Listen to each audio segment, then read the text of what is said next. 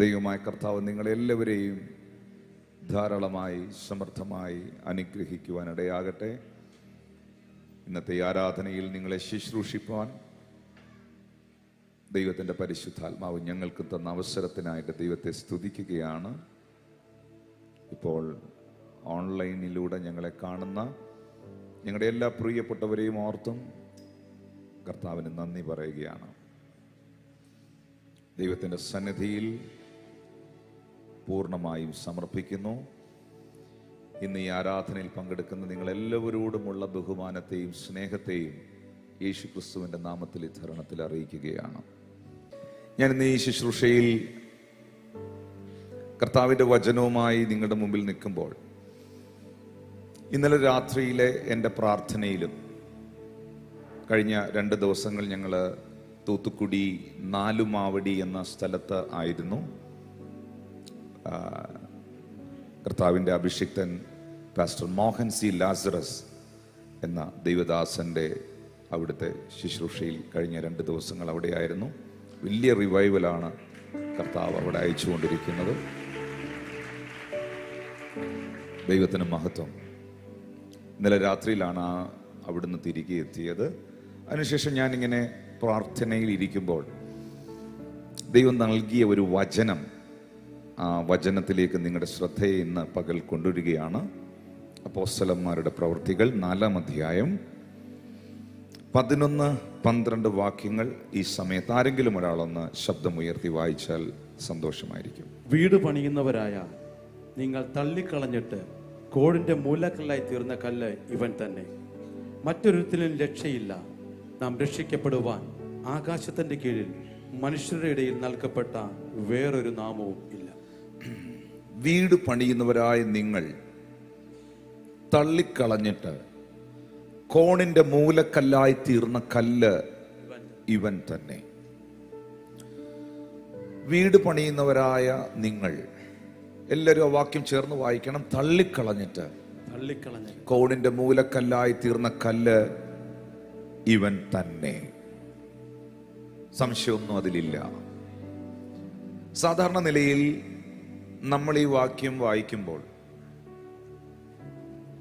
പല സന്ദർഭങ്ങളിലും ഈ വചനം നമ്മളുടെ ജീവിതത്തിലേക്ക് നമ്മൾ കൊണ്ടുവരും.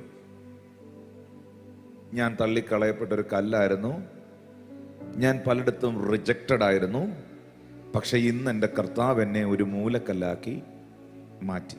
എത്ര പേര് അങ്ങനെ ചിന്തിച്ചിട്ടുണ്ട്?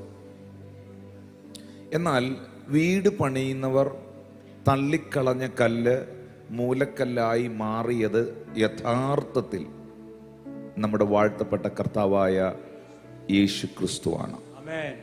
അതുകൊണ്ടാണ് വ്യക്തമായി അപ്പോസ്തലനായ പത്രോസ് 4:11 പറയുന്നത്, വീട് പണിയുന്നവരായ നിങ്ങൾ തള്ളിക്കളഞ്ഞിട്ട് കോണിന്റെ മൂലക്കല്ലായി തീർന്ന കല്ല് ഇവൻ തന്നെ.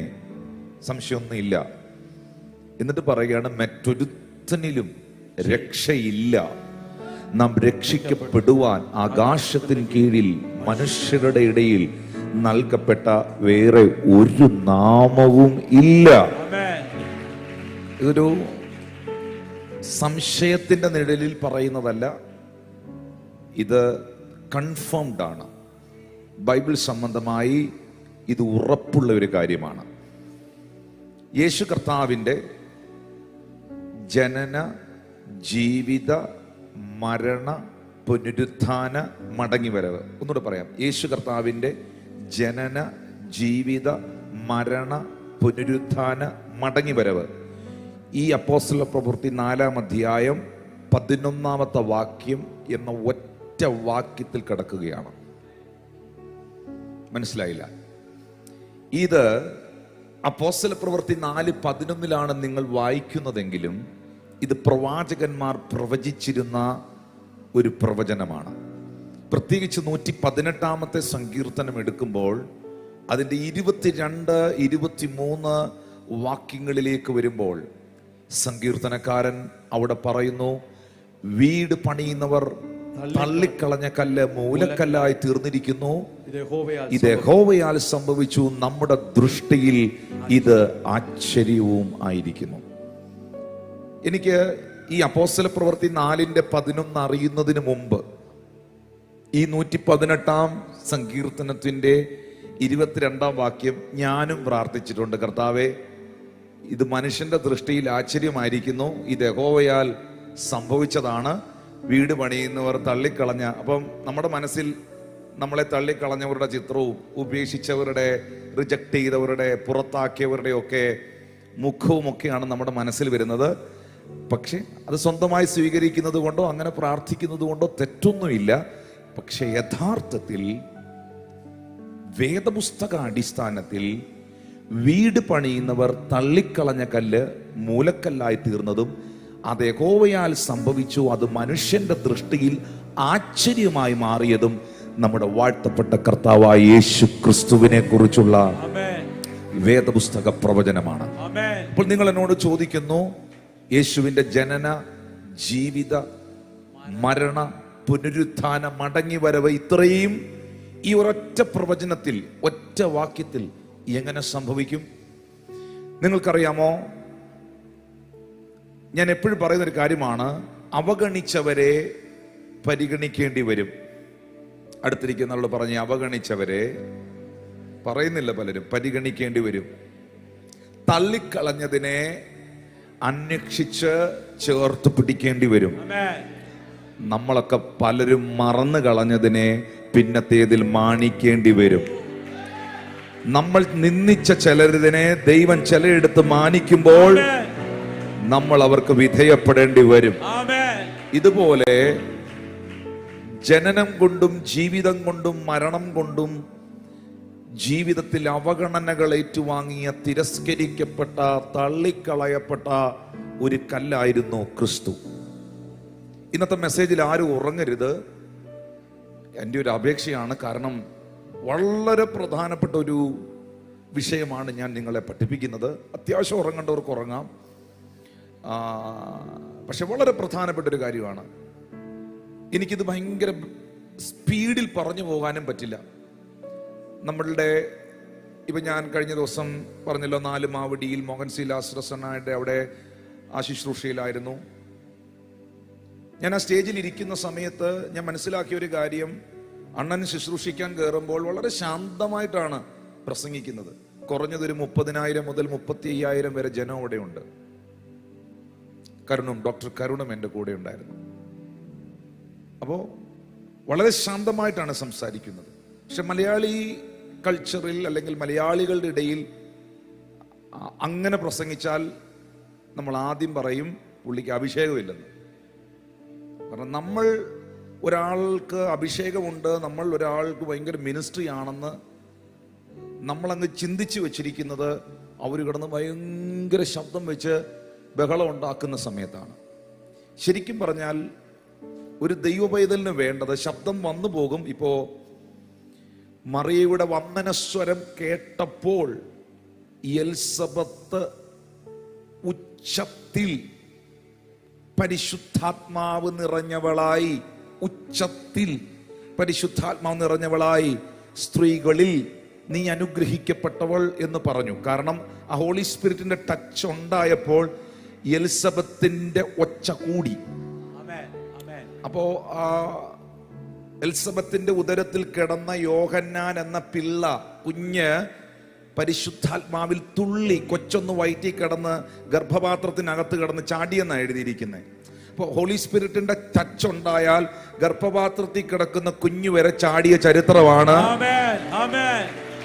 വേദപുസ്തകത്തിനകത്ത് രേഖപ്പെടുത്തിയിരിക്കുന്നത്. 2, മറിയയുടെ വന്ദനസ്വരം കേട്ടപ്പോൾ എലിസബത്ത് അത്യുച്ചത്തിൽ എന്നാണ് അവിടെ എഴുതിയിരിക്കുന്നത്. ഒച്ച തന്നെ വന്നു, ഒച്ച വരും. നമുക്ക് ദൈവത്തിന്റെ ആത്മാവിൽ നമ്മൾ നിറയപ്പെടുമ്പോൾ, ശുശ്രൂഷിക്കുമ്പോൾ ഒച്ച വരും, ചിലപ്പോൾ ചാടും, ശക്തിയോടെ ആരാധിക്കും. ഇതൊക്കെ സാധാരണമായ കാര്യമാണ്. കാരണം നമ്മളെ പിന്നെ നിയന്ത്രിക്കുന്നത് നമ്മുടെ ബുദ്ധിയല്ല, നമ്മളിൽ വെളിപ്പെട്ട ദൈവത്തിന്റെ ആത്മാവിന്റെ ശക്തിയാണ്. ഈ വെള്ളം പാദത്തോളം എത്തുമ്പോൾ നമുക്ക് ഈ വെള്ളത്തിലൂടെ നടന്നു പോകാം. യെഹെസ്കേൽ എന്ന പ്രവാചകൻ പറയുന്നത് പോലെ ഇത് നരിയാണിയോളം എത്തുമ്പോഴും നടന്നു പോകാം, മുട്ടോളം എത്തുമ്പോഴും നമുക്ക് ഈ വെള്ളത്തിലൂടെ നടന്നു പോകാം, അരയോളം എത്തുമ്പോഴും അഡ്ജസ്റ്റ് ചെയ്ത് ഈ വെള്ളത്തിലൂടെ നടന്നു പോകാം.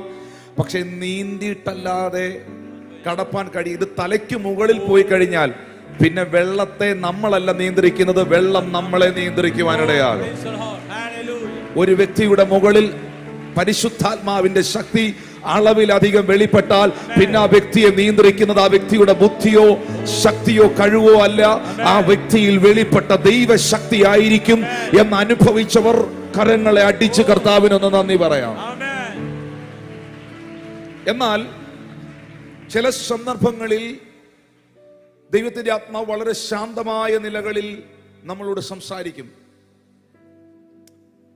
ഇന്ന് പകലിൽ ഈ വചനം നിങ്ങൾക്ക് മനസ്സിലാക്കാൻ കഴിയണം. വീട് പണിയുന്നവരായ നിങ്ങൾ തള്ളിക്കളഞ്ഞ കല്ല് മൂലക്കല്ലായി മാറി. ആ കല്ല് ഇവൻ തന്നെ, യേശു തന്നെ എന്ന് തിരുവെടുത്ത് പറയുമ്പോൾ ആ കർത്താവ് എവിടെയെല്ലാം അവഗണിക്കപ്പെട്ടവനായിരുന്നു, അവഗണിച്ചവർക്കെല്ലാം പിന്നത്തേതിൽ അവനെ പരിഗണിക്കേണ്ടി വന്നു. ആ കല്ലിനെ ആരെല്ലാം തള്ളിക്കളഞ്ഞു. തള്ളിക്കളഞ്ഞ പലർക്കും ആ കല്ലിനെ അന്വേഷിച്ചു വന്ന് ചേർത്ത് പിടിക്കേണ്ടി വന്നു. ആരെല്ലാം ആ കല്ലിനെ അപമാനിച്ചു, അപമാനിച്ചവർക്കെല്ലാം ക്രിസ്തുവാകുന്ന കല്ലിനെ പിന്നത്തേതിൽ മാനിക്കേണ്ടി വന്നു. ഹല്ലേലൂയ. ഒന്ന് കൊരിന്ത്യർക്കെഴുതിയ ലേഖനത്തിൽ കൊരിന്ത്യ സഭയോട് 3-ാം അധ്യായത്തിന്റെ 11, 12, 13 വാക്യങ്ങളിൽ പൗലോസ് അപ്പോസ്തലൻ പറയുന്നത് പോലെ യേശു ക്രിസ്തു ഇട്ടിരിക്കുന്ന അടിസ്ഥാനമല്ലാതെ മറ്റൊന്നിടുവാൻ ആർക്കും കഴിയുകയില്ല. ആ കല്ല് അടിസ്ഥാനമുള്ള കല്ലായി മാറി. വായികൾ തുറന്ന് പറയാമോ? തള്ളിക്കളഞ്ഞ കല്ല്. ഉറക്കെ പറയണം, തള്ളിക്കളയപ്പെട്ട കല്ല്, ക്രിസ്തുവാകുന്ന കല്ല് അടിസ്ഥാനമായ കല്ലായി മാറി. ഇന്ന് പകൽ ആ കല്ലിൻ മുകളിലാണ്, ആ അടിസ്ഥാനത്തിന്റെ മുകളിലാണ് നമ്മുടെ ക്രിസ്തീയ ജീവിതത്തെ നമ്മൾ ബിൽഡപ്പ് ചെയ്യേണ്ടത്. നമ്മൾ ഒരുപക്ഷെ ഇന്ന് ഇവിടെ ആരാധനയിൽ പങ്കെടുക്കുമ്പോൾ, ഈ ശുശ്രൂഷയിൽ പങ്കെടുക്കുമ്പോൾ വ്യത്യസ്തമായ ആവശ്യങ്ങൾ, വ്യത്യസ്തമായ പ്രാർത്ഥനാ വിഷയങ്ങൾ, വ്യത്യസ്തമായ അനുഭവങ്ങളൊക്കെ നിങ്ങൾക്കുണ്ടായെന്ന് വരാം. പക്ഷേ നിങ്ങളുടെ ക്രിസ്തീയ ജീവിതം, നിങ്ങളുടെ വിശ്വാസ ജീവിതം നിലനിൽക്കുന്ന ജീവിതമായി, നിലവാരമുള്ള ജീവിതമായി മാറണമെങ്കിൽ മത്തായി സുവിശേഷം 7-ാം അധ്യായത്തിന്റെ 24 മുതലുള്ള വാക്യങ്ങളിൽ യേശു കർത്താവ് പറഞ്ഞതുപോലെ, എന്റെ വചനങ്ങളെ കേട്ട് ചെയ്യുന്നവനൊക്കെയും പാറമേൽ വീട് പണിത ബുദ്ധിയുള്ള മനുഷ്യനോട് തുല്യനാകുന്നു. 25-26 വാക്യങ്ങളിൽ പറയുന്നു, വൻമഴ ചൊരിഞ്ഞു, നദികൾ പൊങ്ങി, കാറ്റടിച്ചു, ആ വീടിന്റെ മേൽ അലച്ചു, അത് പാറമേൽ അടിസ്ഥാനമുള്ളതാകയാൽ വീണില്ല. 25-ാമത്തെ വാക്യത്തിൽ ഞാൻ നിൽക്കുകയാണ്, അത് പാറമേൽ അടിസ്ഥാനമുള്ളതാകയാൽ വീണില്ല. ഇന്ന് പകൽ പ്രിയപ്പെട്ടവരെ, വീണില്ലെന്നല്ല, വീഴത്തില്ല. ഒന്ന് എത്ര പേർക്ക് ദൈവത്തെ സ്തുതിക്കാനായി കഴിയും? യേശു ക്രിസ്തുവാകുന്ന പാറമേൽ നിൽക്കുന്ന ഒരു വ്യക്തിയാണ് പാസ്റ്റർ അനിൽ സാമുവേൽ എങ്കിൽ, യേശു ക്രിസ്തുവാകുന്ന പാറമേൽ നിൽക്കുന്ന ഒരാളാണ് പാസ്റ്റർ ഇമ്മാനുവേൽ എങ്കിൽ, യേശു ക്രിസ്തുവാകുന്ന പാറമേൽ നിൽക്കുന്ന ഒരാളാണ് നിങ്ങളെങ്കിൽ, ഞാൻ നിങ്ങളോട് തിരുവെഴുത്തുകളുടെ അടിസ്ഥാനത്തിൽ പറയുന്നു, അവൻ വീണുപോയി, അവള് വീണുപോയി, അവൻ വീണുപോയി എന്നൊക്കെ നീ അടിച്ചറക്കുന്ന ഡയലോഗുകളില്ലേ, ആ ഡയലോഗിനൊന്നും ഒരു പ്രസക്തിയുമില്ല. കാരണം യേശു ക്രിസ്തുവാകുന്ന പാറമേൽ നിൽക്കുന്നതിനെ ഈ ലോകത്തിലെ ഒരു ശക്തികൾക്കും വീഴ്ത്താൻ കഴിയുകയില്ല. യേശു ക്രിസ്തുവാകുന്ന പാറമേൽ നിൽക്കുന്നതിന് വൻമഴ ഉണ്ടാകും, ചിലപ്പോൾ നദികൾ പൊങ്ങും, കാറ്റടിക്കും, വീഴുമെന്നാ നിന്റെ വിചാരം, പക്ഷെ വീഴുകയില്ലെന്നാണ് വചനം പറയുന്നത്. കരമൊന്ന് അടിച്ചു കർത്ത, വീഴുമെന്നാണ് നിന്റെ ചിന്ത, പക്ഷെ വീഴുകയില്ല എന്നാണ് വചനം പറയുന്നത്.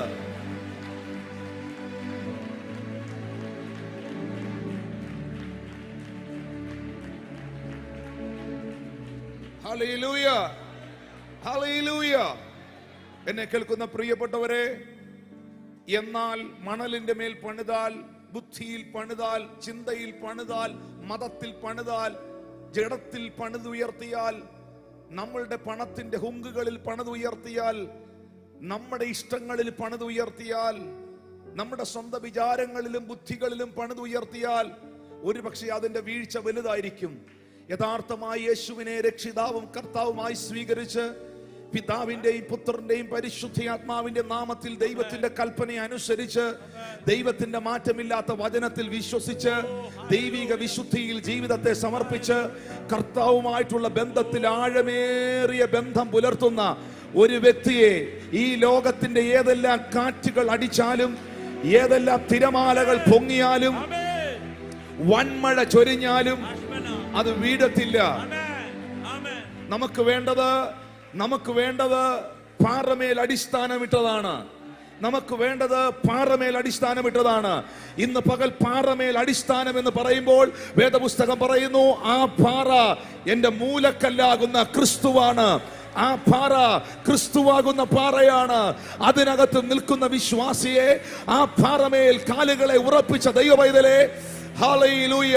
ബൈബിൾ പറയുന്നു, അവൻ എന്നെ കുഴഞ്ഞ ചേറ്റിൽ നിന്നും കയറ്റി എന്നെ പാറമേൽ നിർത്തി, എന്റെ നാവിൽ അവൻ എനിക്കൊരു പുതിയ പാട്ട് തന്നു എന്ന് വായിക്കുന്നത് പോലെ ഇന്ന് പകൽ ക്രിസ്തുവിൽ നിലനിൽക്കുന്ന ദൈവമക്കൾ ശബ്ദമുയർത്തി ദൈവത്തിന് സ്തോത്രം ചെയ്യാം. യേശു ക്രിസ്തുവാണ് അടിസ്ഥാന കല്ല്. യേശു ക്രിസ്തുവാണ് മൂലക്കല്ല്. ഹല്ലേലൂയ. വേദപുസ്തകം പറയുന്നുണ്ട്, ക്രിസ്തു എന്ന അടിസ്ഥാന കല്ലിന്മേൽ, ക്രിസ്തു എന്ന മൂലക്കല്ലിന്മേൽ അപ്പോസ്തലന്മാർ, പ്രവാചകന്മാർ എന്ന കല്ലുകളെ ചേർത്ത് വെച്ച് ദൈവം തന്റെ സഭയെ പണിതുയർത്തുന്നു. എന്റെ മെസ്സേജിൽ നമ്മൾ ഇന്നൊരു പകൽ ചിന്തിക്കുന്ന ഏറ്റവും പ്രധാനപ്പെട്ട ഒരു കാര്യം, യേശു ക്രിസ്തു എവിടെയെല്ലാം തള്ളിക്കളയപ്പെട്ട കല്ലായിരുന്നു. വീട് പണിയുന്നവരായ നിങ്ങൾ, മോണിറ്റർ കട്ടായിട്ടുണ്ട് കേട്ടോ. വീട് പണിയുന്നവരായ നിങ്ങൾ തള്ളിക്കളഞ്ഞ കല്ല്, എന്നെ ശ്രദ്ധിച്ചാൽ മതി, അത് ചെയ്യാൻ ആളുണ്ട്. വീട് പണിയുന്നവരായ നിങ്ങൾ തള്ളിക്കളഞ്ഞ കല്ല് മൂലക്കല്ലായി മാറി എന്ന് എഴുതിയിരിക്കുമ്പോൾ എവിടെയൊക്കെയാണ് യേശു കർത്താവ് റിജക്റ്റഡ് ആയത്? ഇന്ന് ഈ ശുശ്രൂഷയിൽ ഇരിക്കുന്ന സമയത്ത് ശ്രദ്ധിച്ചാലും ദയവായിട്ട്, ജീവിതത്തിൽ എവിടെങ്കിലുമൊക്കെ റിജക്ഷൻ അനുഭവിച്ചവരെന്ന് കൈ ഉയർത്താവ്. റിജക്ഷൻ എന്ന് പറഞ്ഞാൽ തിരസ്കരണങ്ങൾ, തള്ളപ്പെടലുകൾ, ഒറ്റപ്പെടലുകൾ അനുഭവിച്ചവരെന്ന് കരങ്ങൾ ഉയർത്താവ്. ഇതെല്ലാം നിങ്ങൾ എക്സ്പീരിയൻസ് ചെയ്തത്, ഇതെല്ലാം നിങ്ങൾ അനുഭവിച്ചത്, നിങ്ങൾ ജനിച്ച് വളർന്ന് അറിവും പക്വതയും പ്രായവും ഒക്കെ ആയിട്ടല്ലേ അനുഭവിച്ചത്? ആണോ? അറിവും പക്വതയും പ്രായവും ഒക്കെ ആയതിനു ശേഷമാണ് തള്ളപ്പെടലും ഒറ്റപ്പെടലും റിജക്ഷനും ഒക്കെ ഞാൻ അനുഭവിച്ചതെന്ന് പറയുന്നവരെന്ന് കൈകൾ ഉയർത്തി. പക്ഷെ യേശുവിനോടുള്ള ബന്ധത്തിൽ, യേശു കർത്താവിനോടുള്ള ബന്ധത്തിൽ ജനിച്ചതിന് ശേഷം, വളർന്നതിന് ശേഷം, അറിവും പക്വതയായതിനു ശേഷം മാത്രമല്ല ക്രിസ്തു തിരസ്കരിക്കപ്പെടുവാൻ തുടങ്ങിയത്. അമ്മയുടെ ഉദരത്തിൽ, വയറ്റിൽ വെച്ച് തന്നെ, അമ്മയുടെ ഗർഭപാത്രത്തിൽ വെച്ച് തന്നെ. വേദപുസ്തകത്തിൽ ലൂക്കോസ് സുവിശേഷം 2-ാം അധ്യായത്തിന്റെ 7-ാം വാക്യത്തിൽ എഴുതിയിട്ടുണ്ട്. ആ വാക്യം ഒന്ന് വായിക്കുകയാണ്. അവൾ ആദ്യജാതനായ മകനെ പ്രസവിച്ചു, ശീലകൾ ചുറ്റി വഴിയമ്പലത്തിൽ അവർക്ക് സ്ഥലമില്ലായകയാൽ പശുത്തൊട്ടിയിൽ കിടത്തി. ഹല്ലേലൂയ. ലൂക്കോസ് 2:7 എല്ലാവരും ഇവിടെ ഒന്ന് വായിച്ചേ. അവൾ ആദിജാതനായ മകനെ പ്രസവിച്ചു, ശീലകൾ ചുറ്റി വഴിയമ്പലത്തിൽ അവൾക്ക് സ്ഥലമില്ലായകയാൽ പശുത്തൊട്ടിയിൽ കിടത്തി. വഴിയമ്പലത്തിൽ അവർക്ക് സ്ഥലമില്ലായകയാൽ പശുത്തൊട്ടിയിൽ കിടത്തി. നിങ്ങൾക്കറിയാമോ, യേശു കർത്താവിന്റെ ജനനം, ആ ജനനത്തിന് മുൻപ് തന്നെ അവൻ ആരായി തീരും എന്നുള്ള പ്രവചനങ്ങൾ യേശുവിനെ കുറിച്ചുണ്ടായിരുന്നു. 2, അവൻ എവിടെ ജനിക്കുമെന്നുണ്ടായിരുന്നു, എവിടെ വളരുമെന്നുണ്ടായിരുന്നു, എവിടെ പ്രവർത്തിക്കുമെന്നുണ്ടായിരുന്നു. എല്ലാ പ്രൊഫസികളുടെയും ഫുൾഫിൽമെന്റ് ആണ് യേശു കർത്താവ്. ഇന്ന് പകൽ ഇവിടെ ഇരിക്കുന്ന എത്ര പേർ പ്രവചനങ്ങളിൽ വിശ്വസിക്കുന്നു? യേശുവിന്റെ ജീവിതം മുഴുവൻ പ്രവചനങ്ങളുടെ നിവർത്തീകരണമായിരുന്നു. സെബുലൻ ദേശവും നഫ്താലി ദേശവും യോർദാൻ അക്കരെയുള്ള നാടും ജാതികളുടെ പട്ടണമായ ഗലീലയും വലിയൊരു വെളിച്ചം കണ്ടു എന്ന് പ്രവാചകനായ യെശയ്യാവ് പ്രവചിച്ച പ്രവചനത്താൽ യേശു കർത്താവിന്റെ പ്രവർത്തനങ്ങൾ മുഴുവൻ ആ പറയപ്പെട്ട പട്ടണങ്ങളെ ബേസ് ചെയ്തായിരുന്നു. യേശു ആദ്യത്തെ അത്ഭുതം ചെയ്തത് തന്നെ ഗലീലയിലെ കാനാവിലായിരുന്നു, ഒരു കല്യാണ വീട്ടിൽ. അങ്ങനാണ് പ്രവചനം യേശുവിനെ കുറിച്ച് എഴുതിയിട്ടുള്ളത്. സെബുലൻ ദേശവും നഫ്താലി ദേശവും യോർദാൻ അക്കരെയുള്ള നാടും ജാതികളുടെ പട്ടണമായ ഗലീലയും. ഇങ്ങനെ ഇരുട്ടിലിരുന്ന ജനം, ഇരുട്ടിലിരുന്ന ദേശം വലിയ വെളിച്ചം കണ്ടു.